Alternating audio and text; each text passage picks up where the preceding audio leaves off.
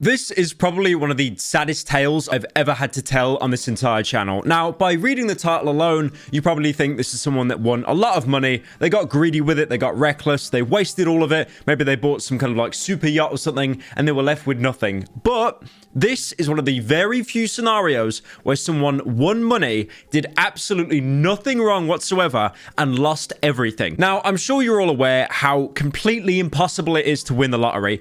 It is technically impossible, but the chances of you winning are so catastrophically low that let's just say you can't. You will never win the lottery. iDubbbz actually had a series called iDubbbz Complains, and he made an entire video dedicated to how lottery winning is basically the world's biggest scam that everyone is in on because you're only shown the winners and you get tricked into this sense of feeling, if they won, I can win as well. I just need to keep buying a lottery ticket. Let me put into perspective how impossible it is of you winning the lottery on a single ticket. You have the same chance of beating Milena as level 1 in Elden Ring using only your fists. And then for good measure, every single boss in the entire game is also thrown into the same room. Now in that video, iDubbbz actually linked an article from Wall Street Journal showing a visualization of the chance of you winning the lottery. And again, for perspective, you would need to buy 146 million lottery tickets just to have a 50-50 chance of winning most lotteries. And then if you bought a single ticket, which is what most people do, you would have a 1 in 292,201,337 chance of winning the lottery. Also, that iDubbbz video, which you might remember,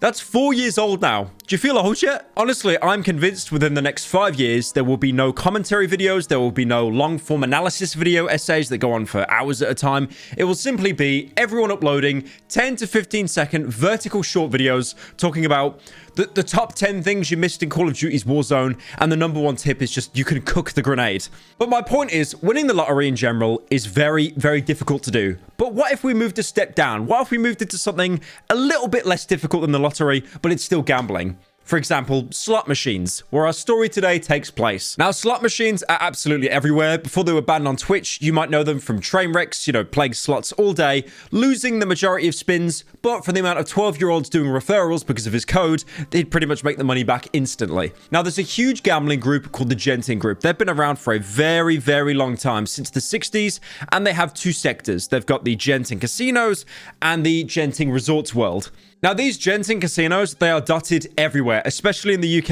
I mean, I don't gamble much. When I go out gambling, it will probably be when I'm meeting international friends. So basically once a year for a single night out. And apart from that, I basically never gamble because I know that gambling, you always lose. The odds are against you. The house always wins. But again, you're tricked into that sense of, well, you've got a chance of winning, so you might as well try it. Now, I personally blame a YouTuber for my current philosophy around gambling, and that is Max Mofo. When I met him for one of the first times in Australia, we went to the Crown Casino, this huge, sprawling casino. It's like a labyrinth. And he basically said to me, any money you put tonight, you are 100% going to lose it, but just have a fun time while you do it. And honestly, that is the best logic you can have because, you go to anything, go to a venue, an event, a bar, a club. You're going to lose money on the door of entry or something you buy in there. The same as a casino. You are going to lose money, but just have a good time doing so. And please don't put down too much. It goes without saying, I already said the house always wins, but they do have some dubious tactics. Like, for example, how if they know that you're on a winning streak, they'll start offering you complimentary drinks. And you think, oh, okay, I mean, a drink in a casino, that's like $18 or something. I get it for free, sure. But they do that to kind of cloud your judgment. So you make stupid, risky decisions, lose the money, and give it all back to them. Honestly, whenever I've been to a casino, there are only two kinds of people that come out there winning. These boomers that are just teetotal sober. They have not had a single drink in their life. They sit there at the table looking at their cards in their hand against the dealer, and they're running some kind of like math algorithm in their head, like they're using an X-ray hack from a video game, but in real life. And the second group of people are the people that are on the slot machines. Now, these people, they are built different. They will be sat on this like as long as you're in a Discord call with your kitten. So I'm talking like 10 to 12 hours a day. It basically becomes a part-time job at that point. And the thing is, the people on the slot machines, they won't even come out with a lot. They'll probably make a couple dollars profit. But in their mind, technically, that is a win. Now, obviously, I'm not talking about an actual gambling addiction, not people that are betting vast amounts of money that they know that they don't have. I mean, we've already been over this before. For example, the Twitch streamer Silka, who was borrowing money off friends, people he barely knew. I think he was even going to borrow money off me at one point because he he reached out in DMs, but it didn't really go anywhere. I'm not talking about that. That is a legitimate, serious, debilitating illness. It's a horrible thing. It really is. I'm talking about people that go into the casino, they've got a mindset, and they will either come out with like $2 profit or $2 loss. But anyway, slots. We're talking about slots, the train wrecks thing, because Genting Casino has a lot of slot machines. And Genting Casino, like I said, they've got this resort sector where they focus more on hospitality. But in those resorts worlds, they have casinos. There's even a resorts world in Birmingham. By the way, I stayed in a hotel near that resorts world. There were cockroaches in the ceiling. But again, only the finest of hotels in Birmingham. But I'm not talking about Resorts World in Birmingham, as I could easily make a deep dive into that. No. I am instead talking about Resorts World in New York, where our story takes place. Now, there's a woman called Katrina Bookman. She's from Queens, and then she went down to the Resorts World in New York, you know, just to spend a couple hours on the slot machines, see if she could win anything. Personally, I don't get slot machines myself. I know you've got like match 3, but sometimes it's diagonal. I don't know. I see XQC play it. I see bright colors. I think I win, and then I'm down like $20. So I don't really get slot machines. But she went in there and thought she could win big. Now, Katrina played the slots and she won. Now, I'm not saying you win, because with slots, you kind of win every third spin, but it's like, you know, $2. She won a lot. She won the jackpot. The jackpot being $42.9 million. So just shy of $43 million. Now, with that kind of money, you can nearly do anything. At that point, you could probably open up your own casino to give someone else the chance of winning $42.9 million.